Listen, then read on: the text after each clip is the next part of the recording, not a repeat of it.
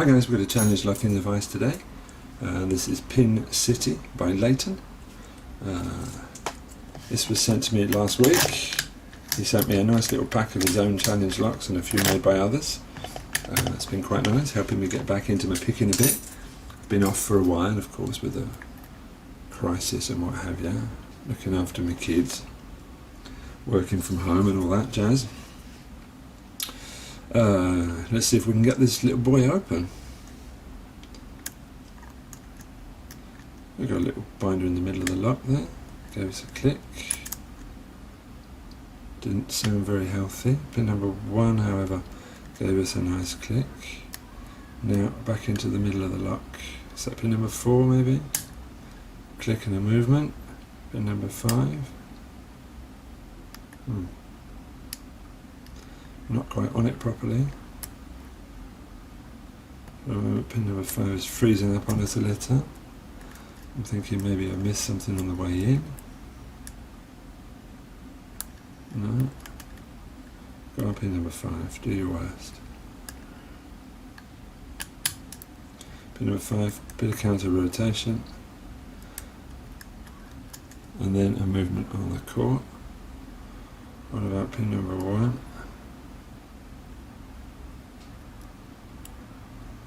Feels okay. Pin number 2. Oh.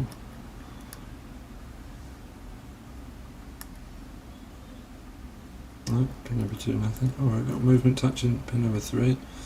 Pin number 4 feels like it's binding again. A movement, nice, very nice. Nothing on 1, nothing on 2. Pin number 3 is feeling very weird. Nothing. 4, nothing. 5, nothing. 6, nothing.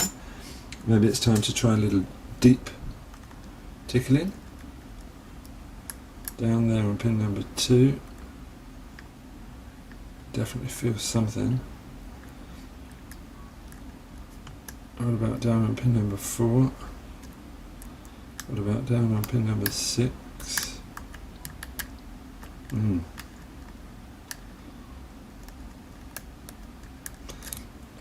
A few things seemed to move around when I was down on pin number 6.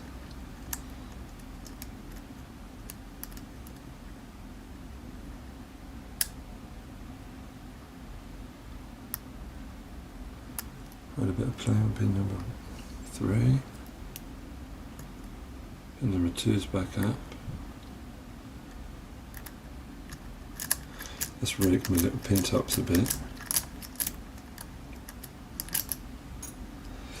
And go in deep again. I'm a bit stuck, I'm not quite sure what's happening. But every time I've picked at this lock, I've had a different reaction, a different binding order.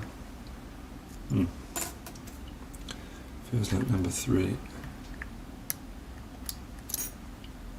is opened our lock. Lovely. That's the first time the lock's opened with pin number 3. Now, before I proceed any further, I have to tell you I've already picked this lock on camera 3 times, and every time I try and gut it, it's a complete disaster.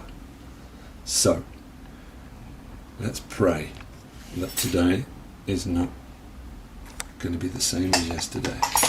I'm going to take my time. I apologise if I'm going to bore you here, but I've had everything that could possibly go wrong go wrong. So, first up, let's get this clip off. First point, that's not the original circlip. The original circlip I broke. As I've said before, everything that could go wrong has gone wrong. This lock has particularly intricate pins. We don't want to get anything stuck in a groove. We want to make sure we don't tip it upside down like a plonker. So, something did go wrong, didn't it? I've dropped 3 key pins, but nothing else. So I'll take that. Let's go. Key pin number 1. That's the one, it's the pin in pin. Beautiful. Key pin number 2, I think, is also a pin in pin. If not, then that's pin number 3. I think that's pin number 3, sorry. Pin number 3 is this pin in pin here. See, I do know this because I've picked the lock a few times. I've also got a photograph that I needed to put it back together after the first disaster. Pin number 4, lovely serrated. 5, it's got a little nipple on the back, it's kind of T-pin. And pin number 6 is really small. Okay, we'll have a look at those in a minute, closer.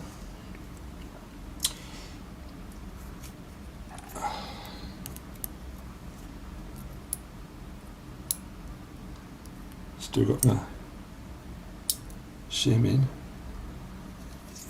slider out. Okay, what happened to pin number 1? There it is.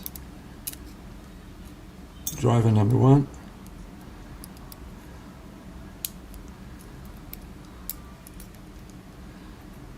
Driver number 2.